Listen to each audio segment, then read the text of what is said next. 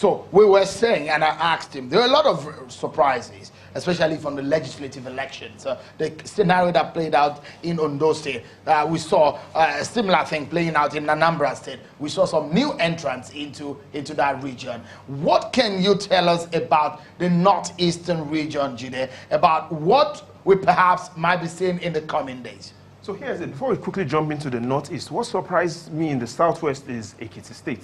This is the first time that the president in all his elections will be winning in Ekiti State. Well, let's go to the northeast.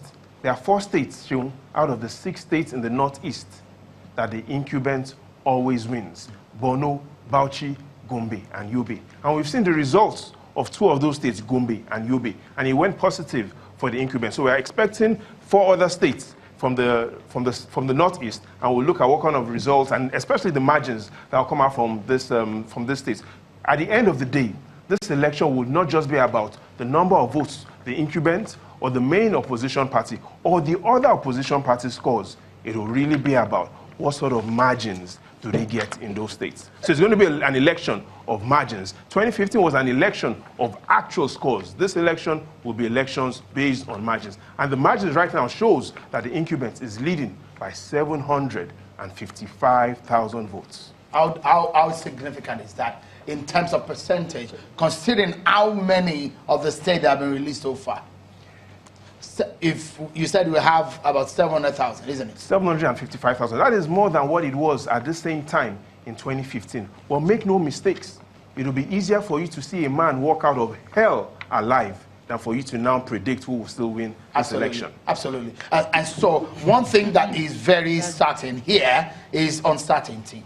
Because we do not know, we are treading in the unknown, because the numbers of the gray areas on this map, we do not know. The ones that we have an idea of are the ones in red and green.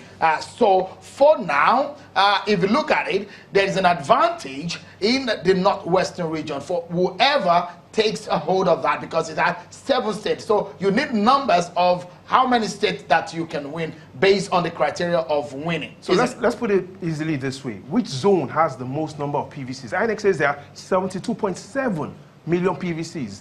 18.2 million of those PVCs are in the northwest. 12.8 million of those PVCs are in the southwest. In simple terms, whatever results start coming out from the northwest will clearly start shaping who will become the next president. And interestingly, what they say is that if you hold on to the south, I give you Lagos State, you give me Kano. That's what politicians do. If you give me River State, then I'll give you Delta. So let's see what happens there. So that's the game that looks to have been playing. Unfortunately, neither of you will be giving anybody anything. But let's see.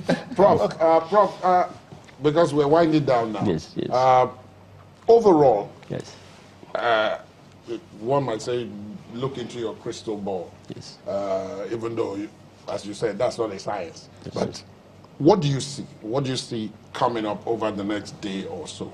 We know the results will come out slowly exactly. and over the next day or so. What do you expect? Actually, as they have said, what happens in the north west, Kano, what have you, is going to actually ultimately swing the votes. But let's watch carefully what happens in the south, southeast, and also the rest of the southwest. Because I don't know what will happen in Lagos. It may be much closer than we think. So I would prefer to play the wait and see game. But let me say this. You know, I've been watching your broadcast. Question is, what is the verdict? What is the verdict for me from this election? I think the verdict is that we need a new Nigeria. The way things are going, considering that we're in the 21st century, considering the enormous global trends that we have to navigate in order to develop a viable nation. To me, whatever is happening in 2018 enter 2019 is still far below. It's nothing to celebrate. Actually, for people like me, it causes me heartache that in 2019, Nigeria is still where we are. Win or lose, and it doesn't really matter who wins. I would rather and hope that whoever comes in will understand the enormous challenge that faces us as a nation, as the leading black nation in the world. We are not portraying the image that gives any black man anywhere a sense of pride. We are way behind. None of these things should be celebrated. We should buckle up no matter who wins and get to work, because we are way far behind.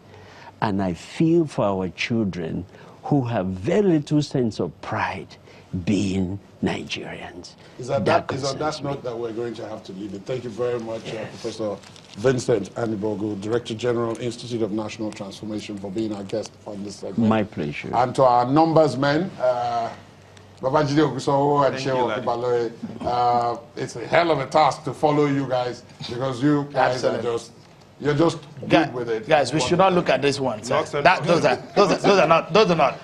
are our own expectations. Those are the yellow areas are the expectations, the big states. Again, 10 states that the president has always won. We'll keep focusing on that. The 15 states is never won, and the 11 swing states. We'll keep focusing on those three categories of those states. 10 states, 15 states, and 11 swing states. Thank you very much, guys. It's at that point that we're going to have to leave it. We also want to thank you out there for being a part of this segment of The Verdict. We urge you to stay on, because after the news at 10, we'll be back. The program will be back, that is, but all of those of us are... I think we have a few more minutes to go. Jenty, you're about to say something. Yeah, I was going to ask Seun and Jide, what is it about the numbers that really said about, I mean, talking about when we look at the Nigerian population, thank God for these few more minutes we have. But when we talk about the numbers we have in terms of our population and the age bracket, we see a future. But it's like the youth don't have that space, especially with the new law, the not too young to run law. So how would these numbers add up? If we look at the number of PVCs collected and then look at the outcome, those that voted, accredited voting and all of that, what does that say about our numbers and how it works? All right, interesting. You know what? There is an African country that's going to elect a new leader, and that the population of that country is how many? 60 million. Is at 60 million. So, and we have a young population of between 18 first-time voters and those that are up to 35 years of age, who've made up about 51% of our voting population. That is enormous. If for the first time in a long time, the youthful population are not coming out to make that difference, I don't know when we can have that. Again, that's one way to look at it. Different perspective is to look at it this way. The population of Lagos State is larger than the population of the country we call Senegal. Now, the challenge is to look at how our population has grown over time. 1960, what was our population? 45 million. What was the population of the United Kingdom? 52 million. Their population was more than ours. Between 1960 and date, our population has grown from 45 million to 200 million. The population of the United Kingdom has grown from only 52 million to 67 million. So population is a major challenge. And because population has been growing, the number of unemployment figures keep growing. So every day, 15,000 new Nigerians are looking for a job because they get into the labor force. So we need to be able to manage our population figures. If not, then it's going to keep showing in the sort of numbers that people stay at home, because people will clearly not be happy with the sort of democracy we are practicing. Yeah, Jide, I was about to tell you not to use Senegal as an example, because we've had a lot of comparison, and a lot of people are saying, you know, they're smaller, so perhaps that's why they're done with their own process. But a lot of our viewers are also saying that it's not just about watching the population, but counting.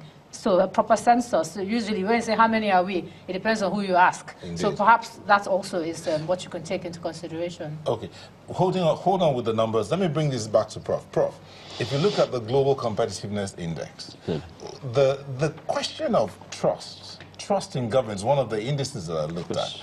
How much of trust, or why do you think it looks like the younger generation, the younger population in Nigeria, is continuously losing trust in government? Number one, processes are not transparent.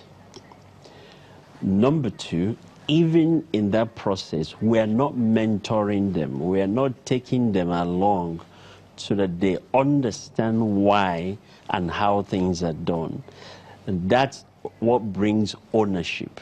So we are not straightforward and we don't get them involved. Of course, naturally, they will lose interest. Okay. Yes. But what difference can we make? That's why I made the statement I made. When you are running for a political office, you're not just running to win an election. It's an opportunity also to mentor the future generation. Recently, I was watching the Prime Minister of Singapore. They were interviewing him and said, you know, how soon will you hand over? He made two statements. He said, within 2 or 3 years, we will hand over. Number two, the person to whom to hand over is already in the cabinet being mentored for the last 5 to 6 years. No wonder they can trust their leader. Leadership is predictable. The future is predictable. Outcomes are measurable. Who will not follow such leadership?